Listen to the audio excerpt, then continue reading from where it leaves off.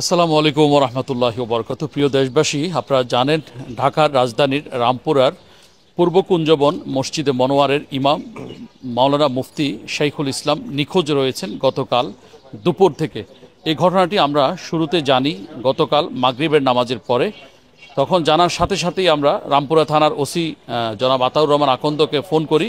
তিনি বলেন তার ভিকটিমের নিখোঁজ হওয়া ইমামের পরিবারকে থানায় পাঠানোর জন্য আমরা থানায় পাঠিয়েছি এবং ওসি সাহেব একটি জিডি অথবা মিসিং ডায়েরি গ্রহণ করেছেন। গ্রহণ করার পর আইনি পদক্ষেপ শুরু হয়েছে। ইতোমধ্যে সিডিআর সহ নানা রকম প্রযুক্তি দিয়ে তারা চেষ্টা করছেন নিখোঁজ ইমাম কোথায় আছেন এ বিষয়ে সারা বাংলাদেশে বিভিন্ন ইলেকট্রনিক্স মিডিয়া, প্রিন্ট মিডিয়া সহ সোশ্যাল মিডিয়াগুলোতে আজকে এটা টক অফ দ্য কান্ট্রিতে পরিণত হয়েছে যে নিখোঁজ ইমাম মাওলানা শাইখুল ইসলাম কোথায় আছেন।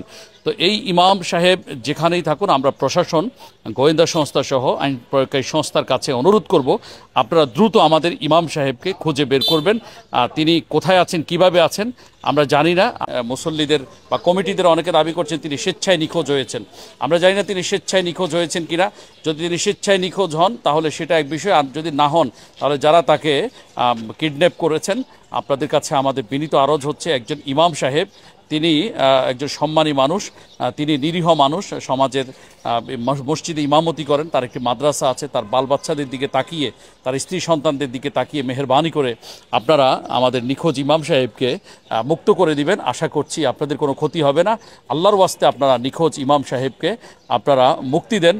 এটাতে করে আপনাদের কাছে শাহনাসাবা জাতীয় ক্ষতি ফাউন্ডেশনের পক্ষ থেকে আমরা এ দাবি জানাচ্ছি। দর্শক, আমার সাথে আছেন শাহনাসাবা জাতীয় ক্ষতি ফাউন্ডেশনের কেন্দ্রীয় সাংগঠনিক সম্পাদক মাওলানা আতিকুল্লাহ বিন রফিক সাহেব, আছেন আমার সাথে যুগ্ম মহাসচিব মুফতি রফিকুল ইসলাম সর্দার, আছেন কেন্দ্রীয় সহ সাংগঠনিক সম্পাদক মাওলানা মুফতি ইয়াকুব বিন আসগর সহ আরও আমাদের কেন্দ্রীয় নেতৃবৃন্দ এসেছেন।